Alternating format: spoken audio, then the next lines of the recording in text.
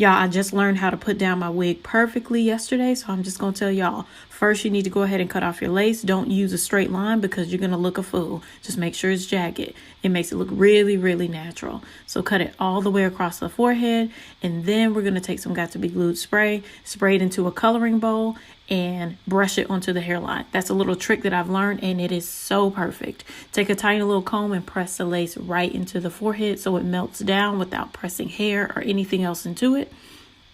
And just repeat that across the forehead and take your time. Have your wine, have your tea, and get to work.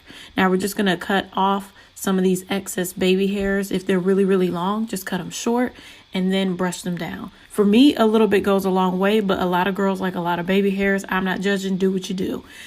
Now we're just going to go ahead and melt everything down using a satin bonnet, and then we're all set.